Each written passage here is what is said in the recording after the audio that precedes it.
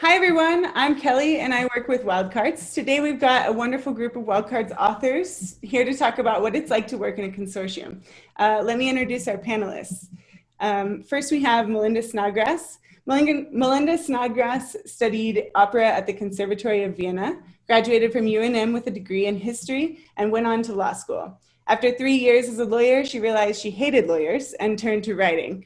In 1988, she accepted a job on Star Trek, The Next Generation, and began her Hollywood career where she has worked on staff on numerous shows and has written television pilots and feature films, most recently working as an executive producer on Wild Cards for Universal Pictures.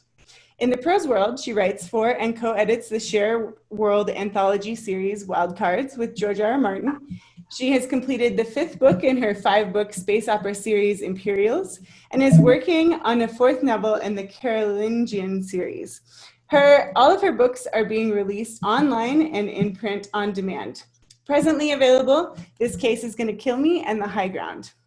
For fun, she rides her dressage horses, plays video games, and spends a lot of time in the gym, or she did before there was a pandemic. Next up, we have Marianne Mohanraj. She is author of A Feast of Serendib, Bodies in Motion, The Stars Change, and 12 other titles.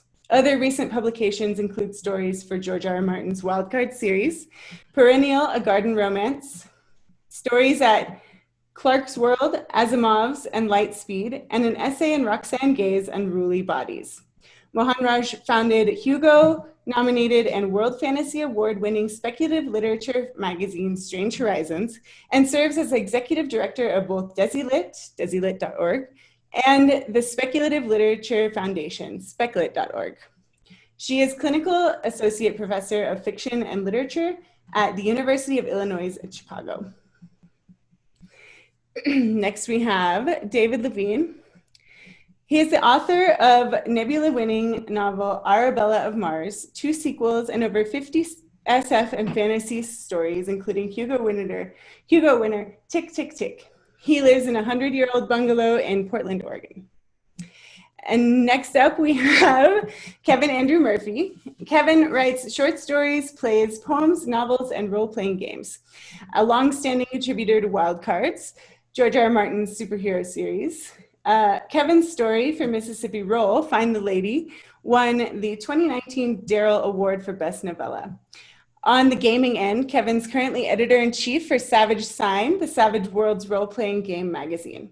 Kevin's next short story is Anastasia's Egg, coming out in October in Weird World War III, edited by Sean Patrick Hazlitt for Baen. A lifelong resident of California's Bay Area, Kevin has recently relocated to Reno, Nevada. And last but certainly not least, we have Paul Cornell. Paul Cornell has written episodes of Elementary, Doctor Who, Primeval, Robin Hood, and many other TV series, including his own children's show, Wavelength. He's worked for every major comics company, including his creator-owned series, I Walk with Monsters for The Vault, Saucer State for IDW, and This Damned Brand for Dark Horse, and runs for Marvel and DC on Batman and Robin, Wolverine, and Young Avengers. He is the writer of the Litchford Rural Fantasy Novellas from Tor.com. He's won the BSFA Award for his short fiction, an Eagle Award for his comics, a Hugo Award for his podcast, and shares in a Writers Guild Award for his Doctor Who. He's the co-host of Hammer House, a podcast, and he has 4 new creator-owned comic series underway in 2020. And he would have written a much shorter biography if he knew it was going to be read out. I'm so sorry. Well, everyone needs to know how impressive everyone on this panel is, so thank you for sending them. All right, let's get started. This first question is for Melinda. How did you and George come up with the idea for the consortium? I mean, what were you envisioning when you first decided to open the Wild Card series up to new collaborators? Well, it all started with a role-playing game that George was running for us. And then when George, after one very long night of gaming, came out and said, there's got to be a way to make money off this obsession. How about if we create a shared world? And at the time, there was this huge bubble of shared world anthologies. And the granddaddy of them all was Thieves' World, which was enormously popular, Lynn Asprin and Bob Abbey. And did I get that wrong? I may have. Bob Asprin and Lynn Abbey. There we go. Let me try that again. So, Thieves World had been enormously successful. And George thought this could be a lot of fun. And I thought so too. So we sort of cooked up the universe together. And then it was go out and invite our friends to come play. But George had checked in with Lynn and Bob and said, so we're thinking about doing a shared world. And they went, okay, let me tell you about what can happen if you don't really carefully craft this. Because their only rule for Thieves World was that you couldn't kill another writer's character. But that was it. That was the only rule. And so if writers who can sometimes be truculent, not always, usually they're lovely, like all of our wildcard people, but if a writer got mad at another writer, they would start to do terrible things to that other writer's characters. For example, cut off all their arms and legs, or kill all of their minions when they're the king of the Thieves Guild, and so on and so on. And it became just, massive confusion and a lot of hurt feelings. And there was no control over, people could go off and sell a novel or a short story using their character, but Thieves World was sort of just left going, but wait, So they very generously sent us their consortium agreement, their initial one, and then some subsequent changes they had made. I used to be a lawyer, so George and I sort of pored over this document and looked for ways to adjust it to make this work for Wild Cards. And so we ultimately created what we call the master agreement, that everybody that George and I recruit into the consortium has to sign the master agreement. And at that point, they have signed over their character to the consortium. And so that all of us can use the characters with the permission. I mean, we do have to get permission from the other writer. Gee, I'd really like to have my character fall in love with your character. Or in the case of a story I'm working on now, I'm going to break up with Paul's character. My character is going to it's I know, heartbreaking. And so, as a result, we ended up with this very tight community of people all working together and toward a common goal.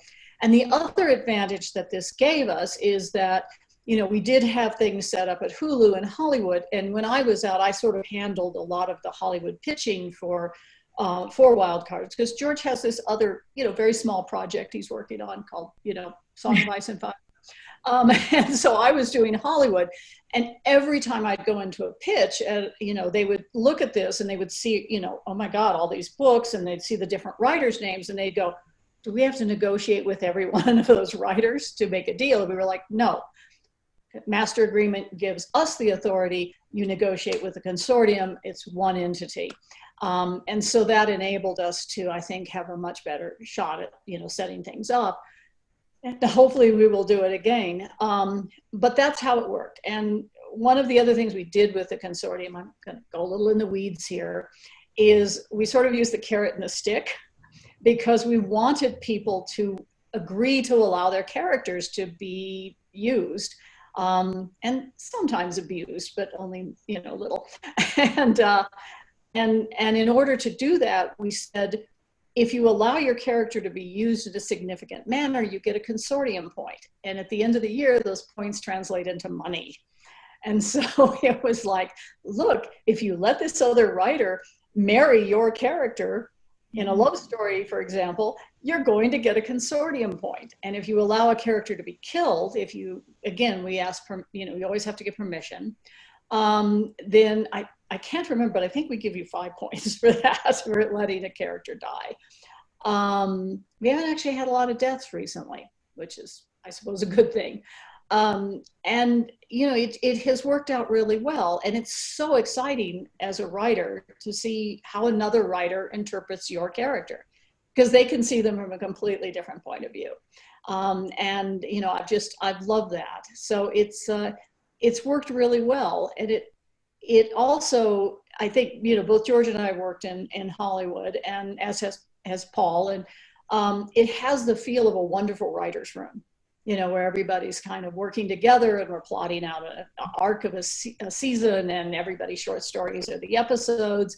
And there's this collaborative feel that has been really, really exciting and really rewarding for, I mean, we're the longest running shared world anthology that's ever existed. We're still hanging in there. We're still going. So that's so amazing. I mean, the point system is like so brilliant. It's amazing that y'all came up with, I mean, it's not, it's great that y'all came up with it. That's awesome. Well, okay, so everybody else, this question is kind of for you. Can you talk about how you got involved with the consortium for the first time? How did you leap into Wild Cards? Oh, Kevin was the first of us. Yeah.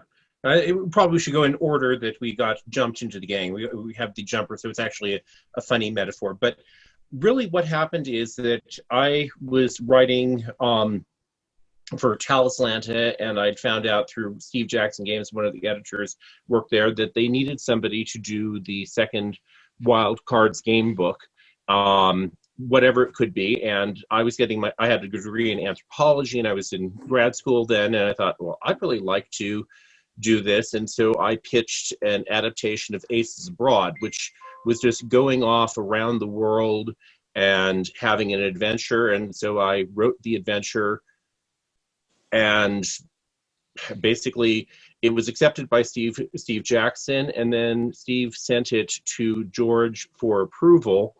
And George, instead of just sort of glancing at it, got sucked in because, well, George likes anthropology and likes characters, and then said, so would you like to come into the consortium? And then he asked to see, some of my fiction.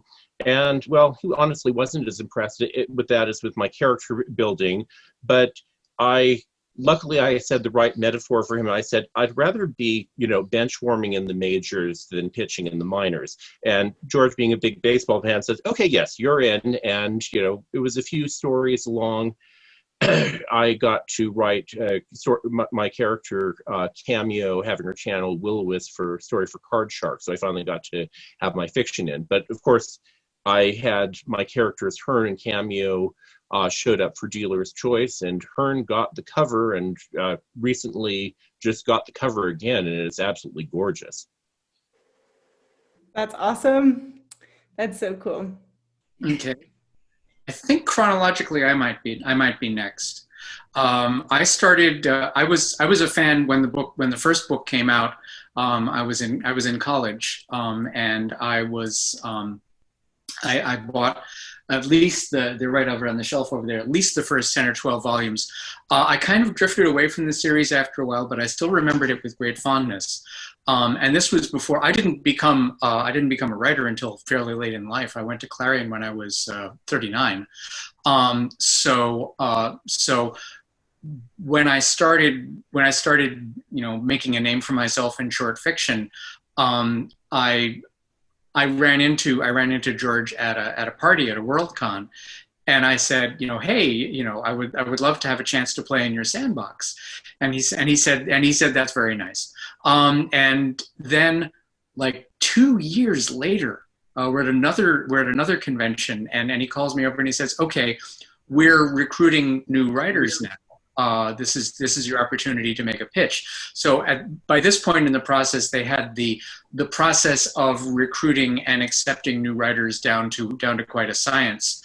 So he said, I want you to pitch me a character.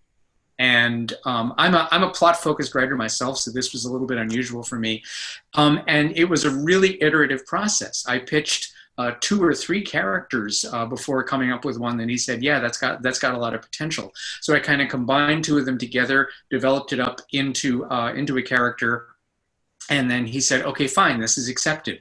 So the character was accepted into the Wild Cards Pantheon, but that character didn't appear until over 10 years later, because the process is that every time a new project comes along, an offer goes out on the internal mailing list saying, okay, we're doing this new project, who wants to pitch? And so people that are excited by the project and have the time and energy at that moment will come up with a pitch, a brief description of a story they'd like to write in that environment. So the first pitch I wrote that was accepted was for the reissue of Volume 1. So I wrote a new story that appeared in a reissue of Volume 1, which I compared to getting a chance to write a new script for the original Star Trek and actually seeing it produced with the young Shatner and Nimoy. So there it was, between covers with all of those, all of those foundational stories and all those amazing writers. And so my first appearance in the Wild Cards universe was in Volume 1, even though I didn't join the consortium until 20 years later. And so then that character that I had originally pitched finally got rebuilt into a different character and appeared in a Tor.com story a few years ago. So I don't have nearly as many characters as I think anybody else here. I've only got like 2 or 3, but I did have the opportunity to write Sewer Jack, who is one of my favorite characters from Volume 1, and I incorporated him into one of the newer volumes with the permission of its creator, Ed Bryant, who gave permission to use the character before he passed on. So I was very honored to be able to work with somebody else's character and try to put my own spin on it while being faithful to the original character. For sure. I mean, to me, that seems like both the more stressful side and also the more exciting side of working as a group, right? You get to play with other people's characters, but also at the same time, you have to relinquish a little bit of control. Okay, so who's next? I think Marianne. So, so I had not read Wild Cards when I got an email out of the blue asking me if I might be interested in writing for Wild Cards, and I think I'm sorry, my memory is terrible. So I think I also probably had to come up with a character and pitch at that point. Melinda was probably the person I was sending this pitch to. I was familiar with Shared Worlds. I grew up reading the Thieves' World stories and I loved them. And I did try as a sort of little baby writer to write a story for one of the Darkover anthologies, which Marianne did not accept. But I made the effort. I was a fan of the Mercedes Lackey anthology. So there were all of these universes that I had grown up reading. Star Trek is my primary fandom. So I plotted out my own Star Trek novel for the day when they call me, right? So I'm just waiting. So someday it'll be good. So.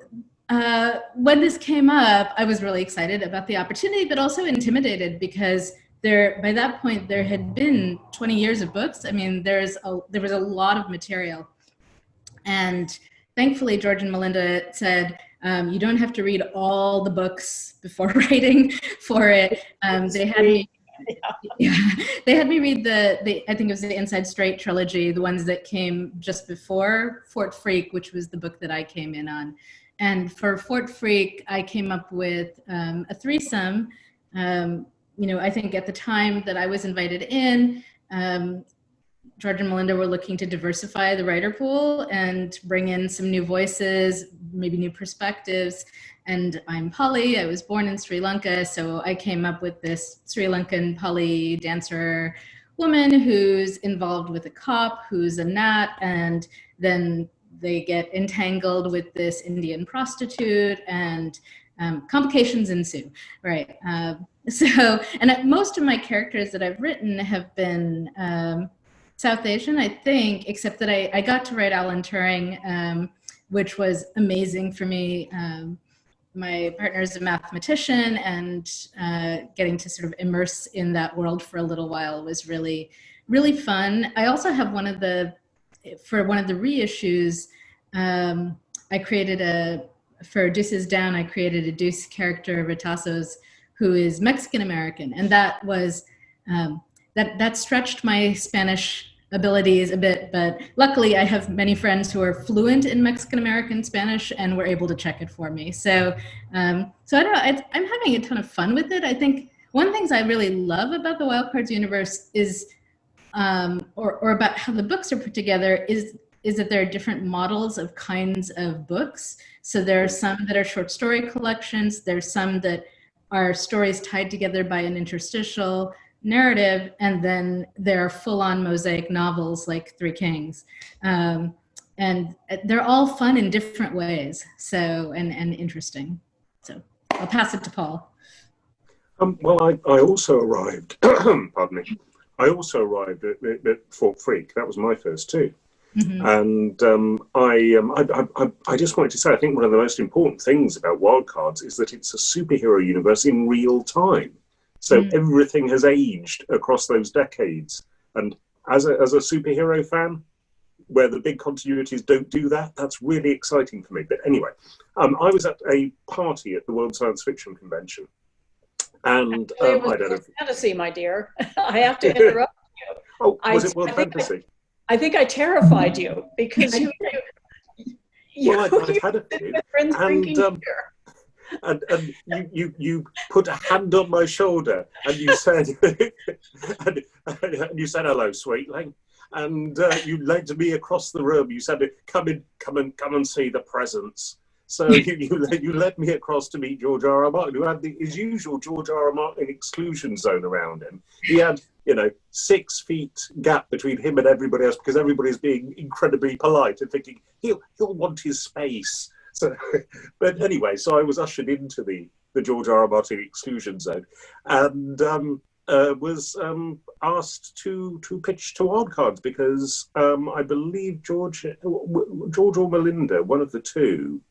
Actually, it was me. George had never watched Doctor Who. I mean, it was astounding. And the moment I realized who you were, and you'd written my favorite episode ever of Doctor Who, the Family of Blood. He caught up and then poached all the cast of my episodes for Game of Thrones.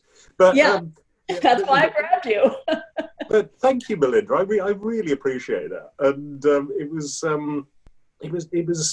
I love being included in something that's got its roots so deeply into American science fiction and the history of.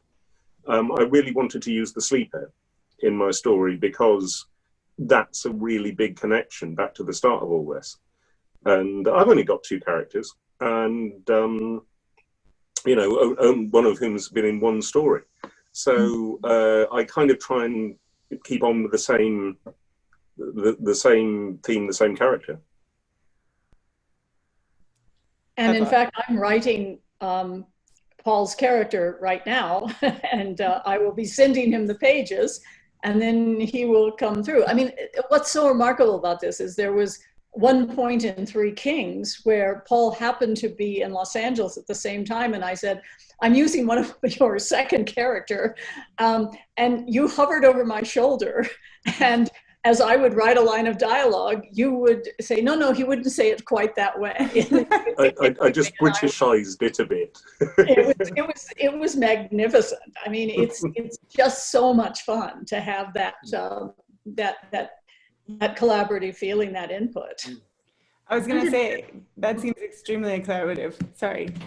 No, I was just, this is not a Wild Cards thing, but a friend and I are working on a comic together, and she's the artist, but also co-writing with me. And we're doing it via Zoom because she's in LA, right? And we have a Google Doc open that we're both working in at the same time while we're on the Zoom call. And it's surprisingly smooth, like I'll write a bunch of dialogue and I just don't see him as that chatty guy. And I'm like, okay, well, go revise it. And she just goes in and fixes it. And I don't know, it's really interesting seeing how even in the midst of pandemic and not being able to travel to be in the same place and in the same physical writer's room together, there are still technological workarounds.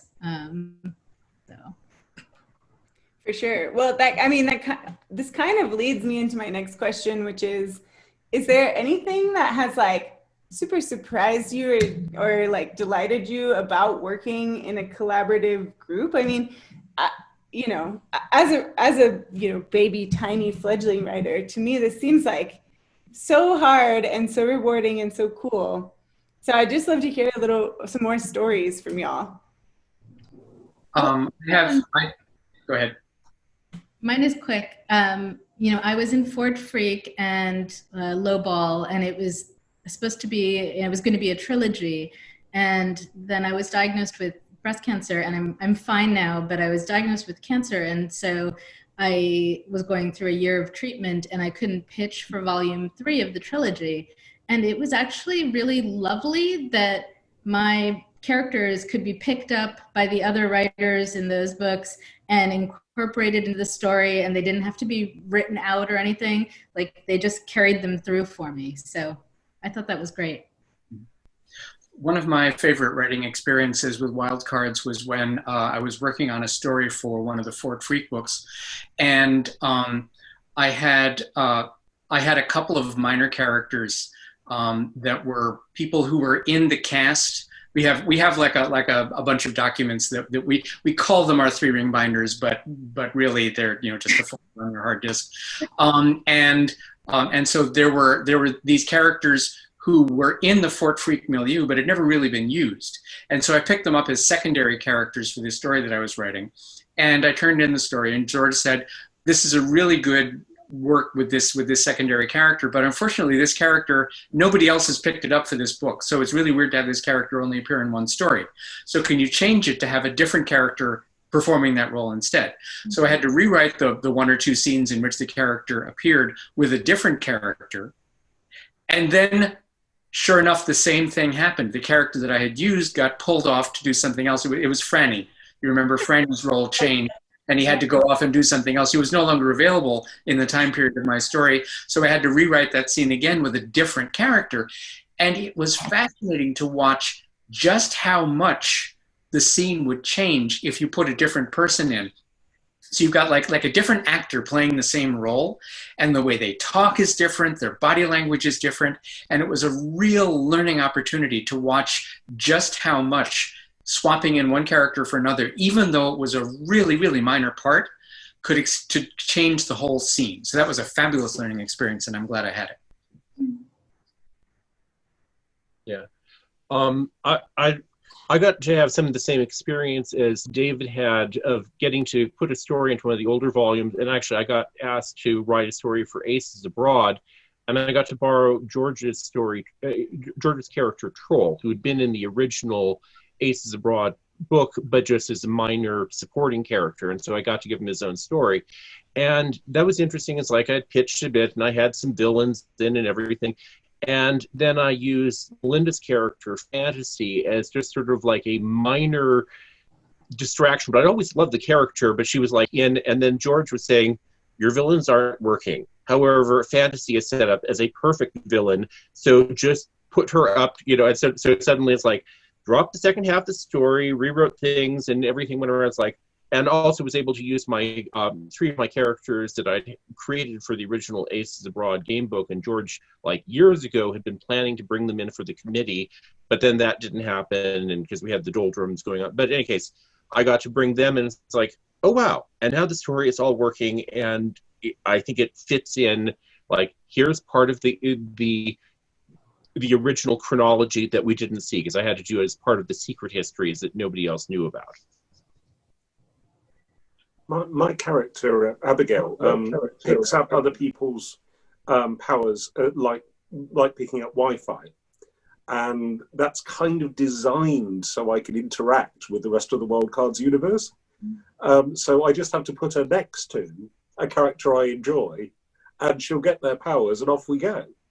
And one of my favorite experiences of that was George's partner, Paris, created one Wild Cards character who turns into a flying elephant. And that's just catnip for me. I mean, you just put Abigail in a room with her and bingo, we got 2 flying elephants, and fabulous.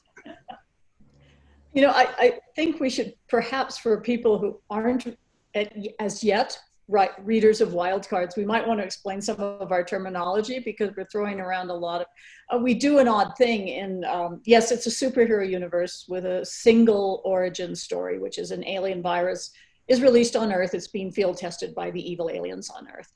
And most people who contract this virus, which seems very, very topical right now as we live in the midst of COVID, most of the people die.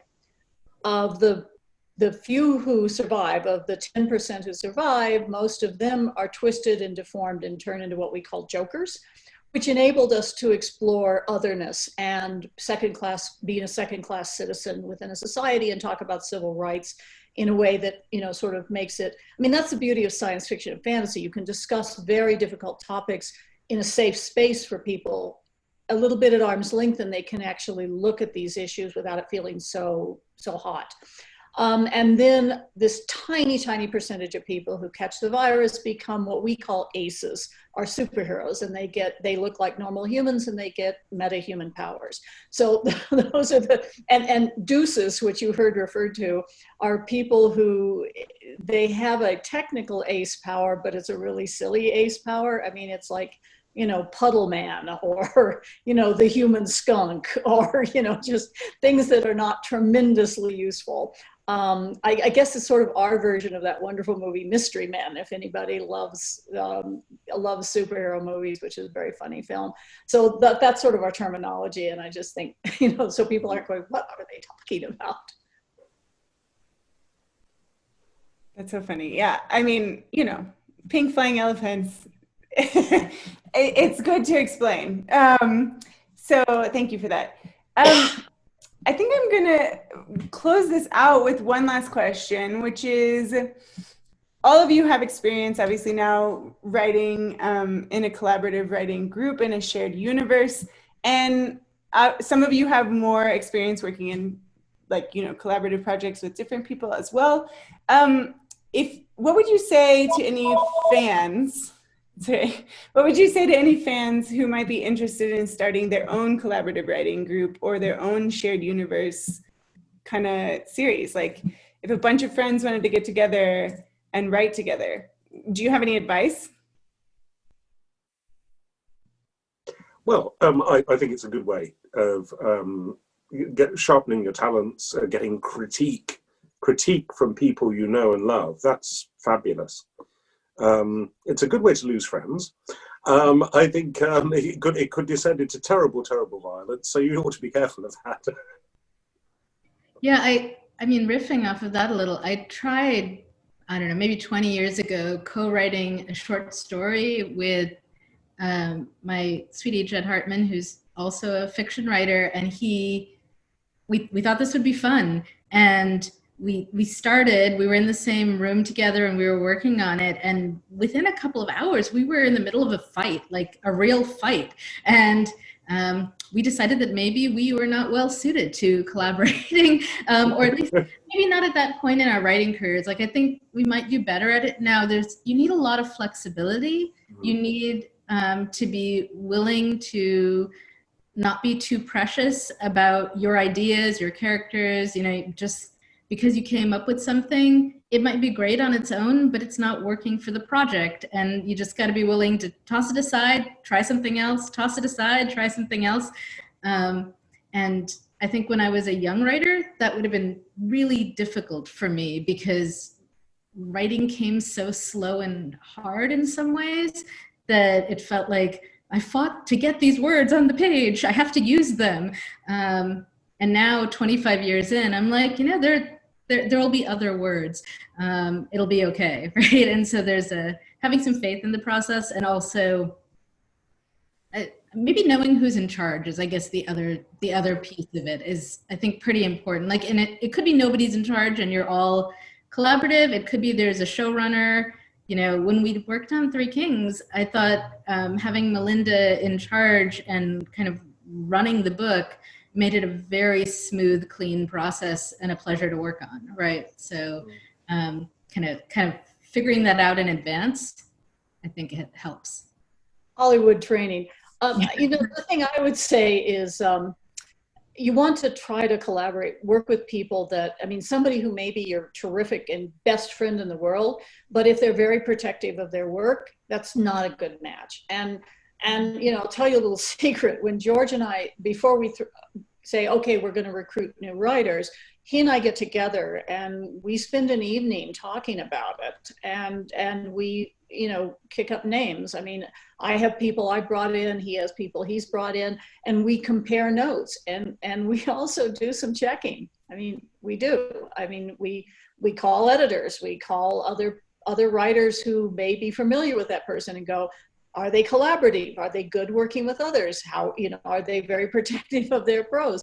Because what we don't want is to, you know, bring in somebody where it's going to make them uncomfortable and where it's going to become, you know, it's going to create friction with other writers. And so, you know, we're very careful about it. And I think that's one of the keys, is knowing just because someone's your friend, you may not be a good match. And if you're trying to do something that's really as elaborate as Wild Cards, where it's really a full, and you're going to invite a number of people, you know, the former lawyer, I'm going to say, have an agreement, you know, have some sort of an agreement, because if somebody's character, you know, becomes hugely popular and suddenly they're getting movie deals and everybody else is going, well, you know, what about the rest of us?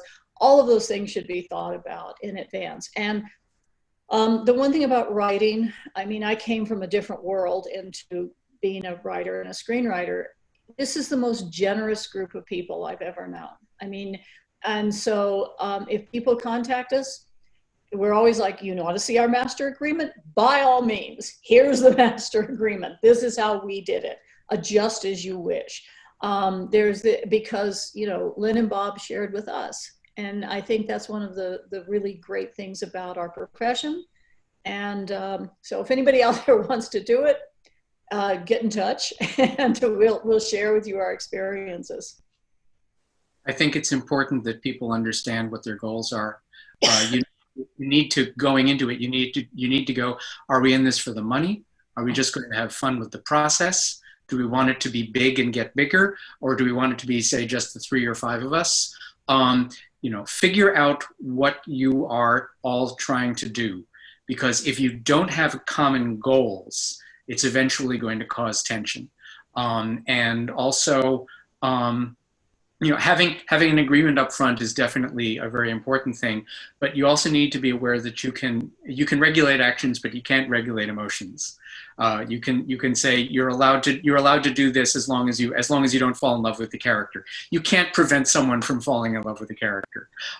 So you can draw an agreement about what you can do with the character, but you can't say, you know, you can't tell people don't feel serious about this project, because they will either feel serious about it or take it casually.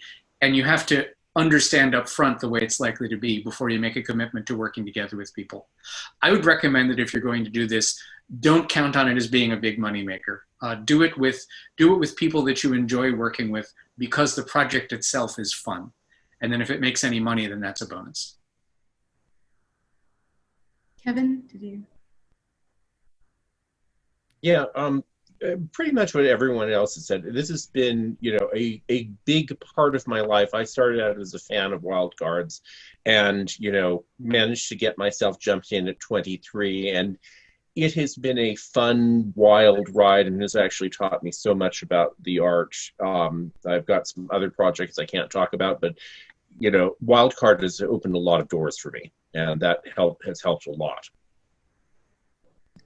Yeah, I think it's pretty safe to say that, you know, obviously all of you are extremely talented, flexible, generous, like collaborative people. So, you know, it sounds a little bit like you need a bit of magic to make it work. So it's amazing that we have you guys, and I'm personally very grateful because Wild Cards wouldn't be what it is without y'all.